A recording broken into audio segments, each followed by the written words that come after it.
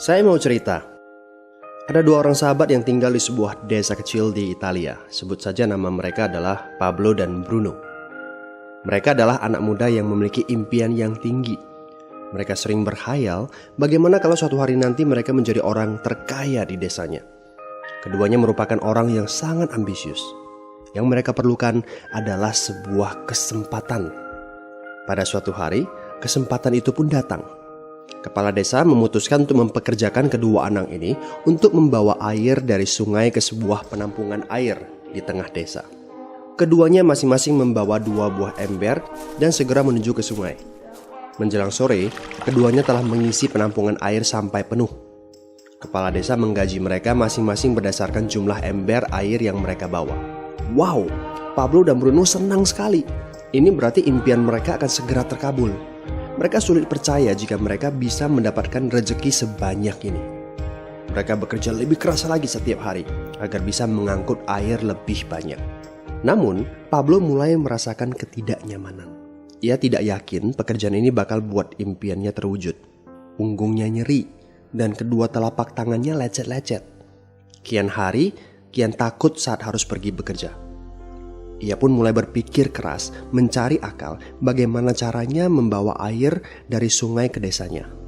Aha, Pablo mendapatkan ide. Bruno, saya punya rencana.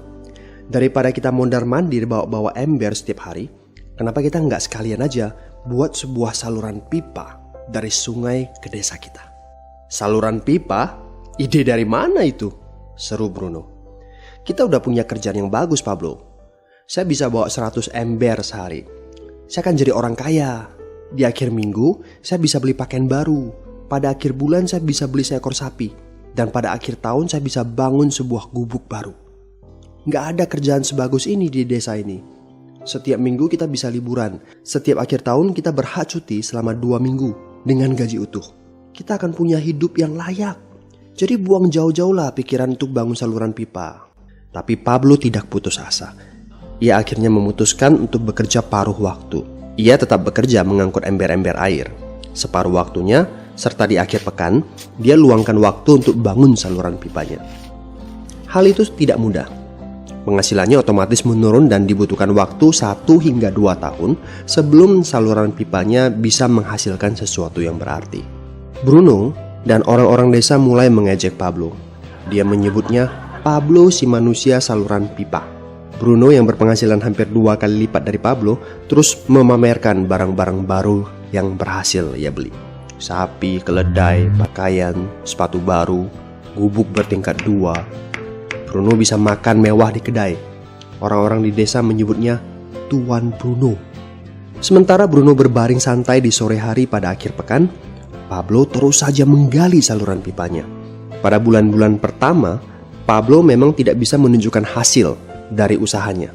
Pekerjaannya memang sangat berat, bahkan lebih berat daripada kerjaan Bruno. Karena Pablo juga harus bekerja pada malam hari. Demikian pula di akhir minggu.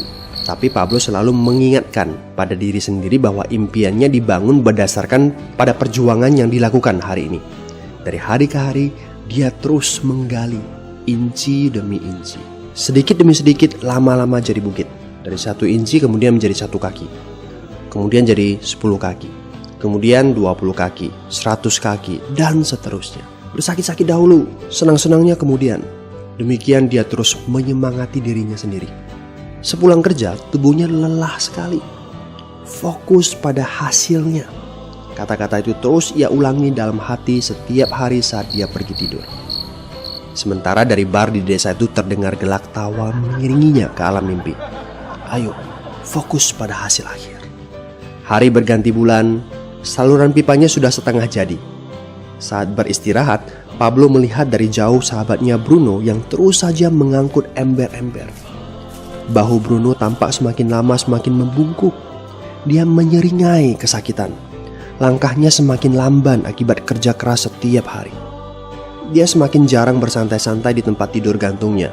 Dia lebih sering terlihat di bar, duduk dengan wajah letih dan murung. Saat pengunjung bar melihat Bruno, mereka saling berbisik. Hei, ini dia Bruno si manusia ember. Dia lebih suka duduk sendiri di sudut yang gelap ditemani botol-botol kosong di sekelilingnya. Akhirnya, saat bahagia Pablo pun tiba. Saluran pipanya sudah rampung. Orang-orang desa berkumpul saat air mulai mengalir dari saluran pipanya menuju ke penampungan air di desa. Sekarang, desa ini sudah bisa mendapatkan pasokan air bersih secara tetap. Pablo tidak perlu lagi membawa ember. Artinya, airnya akan terus mengalir, baik dia sedang bekerja maupun tidak. Air itu mengalir saat dia makan, saat dia tidur. Air itu mengalir di akhir minggu ketika dia asyik bermain. Semakin banyak air yang mengalir ke desa itu, semakin banyak pula uang yang mengalir ke kantong Pablo. Apa moral dari cerita ini? Pertanyaan yang paling penting untuk kita renungkan adalah, siapakah Anda? Seorang pembawa ember atau seorang pembuat saluran pipa? Apakah Anda hanya mendapatkan penghasilan jika Anda datang ke tempat kerjaan, seperti Bruno pengangkut ember? Atau Anda termasuk orang yang bekerja hanya sekali saja, kemudian Anda dibayar terus-menerus, seperti Pablo pembuat saluran pipa? Jika Anda termasuk orang kebanyakan, itu berarti Anda bekerja dengan menggunakan pola pembawa ember. Anda membarterkan waktu untuk mendapatkan uang. Maksudnya, bekerja 1 jam dibayar per jam, bekerja 1 bulan dibayar per bulan, bekerja setahun dibayar per tahun. Masuk akal kan? Masalahnya, dengan sistem pembawa ember, masuknya uang akan berhenti saat kita berhenti bawa ember. Artinya pendapatan kita hanya sementara alias tidak langgeng. Kalau di suatu pagi Bruno bangun dan punggungnya terasa sakit, sehingga dia tidak bisa bangkit dari tempat tidurnya, berapa uang yang akan dia dapatkan hari itu? 0 besar. Fakta yang harus kita sadari adalah kita tidak bisa bekerja selamanya karena faktor usia dan kesehatan. Jika kita tidak sanggup membarterkan waktu kita, maka kita tidak akan mendapatkan uang. Pablo jauh hari sudah menyadari keterbatasan ini. Karena itulah dia langsung berpikir untuk menciptakan suatu sistem yang memungkinkan dia untuk terus mendapatkan bayaran baik dengan cara barter waktu ataupun tidak. Pikirkan ini. Bagaimana dengan Anda? Anda mau apa kalau besok penghasilan Anda berhenti? Apa yang akan terjadi kalau Anda dipecat? Apa yang terjadi kalau kemudian Anda sakit atau cacat sehingga tidak bisa membawa ember lagi? Bagaimana seandainya perawatan kesehatan yang mendadak yang harus Anda jalani menghabiskan uang tabungan Anda? Apa yang terjadi bila uang tabungan Anda itu langsung menguap dalam semalam? Kalau penghasilan Anda berhenti besok, untuk berapa lama Anda bisa membayar hipotek Anda? Cicilan rumah, mobil Anda, ataupun untuk biaya sekolah anak-anak Anda? 1 tahun, 6 bulan, 3 bulan, atau 3 minggu? Jelas. Apakah Anda bekerja sebagai penyapu jalan, bekerja di kantor, punya jabatan tinggi, atau memiliki toko, seorang profesional di bidang tertentu, tetap saja Anda membarterkan antara satuan waktu dengan satuan uang. Apakah dengan cara demikian Anda akan aman? Satu-satunya jalan untuk menciptakan keamanan yang sesungguhnya adalah seperti yang dilakukan oleh Pablo, yaitu membangun saluran pipa saat Anda masih bekerja sebagai pembawa ember. Dengan membangun sebuah saluran pipa, Anda cukup mengerjakan pekerjaan sekali saja, capeknya sekali saja, tetapi Anda akan dibayar terus-menerus. Saluran pipa ini akan memberikan Anda penghasilan walaupun Anda sedang tidur ataupun Anda sedang main.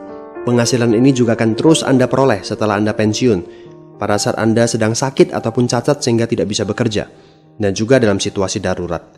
Inilah yang disebut sebagai penghasilan pasif. Anda tahu, saat ini kami sedang membangun saluran pipa yang akan memberikan penghasilan pasif. Mau tahu caranya? Hubungi teman yang meminta Anda untuk menonton video ini. Dia punya akses untuk informasi yang Anda butuhkan. Mintalah video lanjutannya, atau jika memungkinkan, bertemu langsung dengan teman Anda.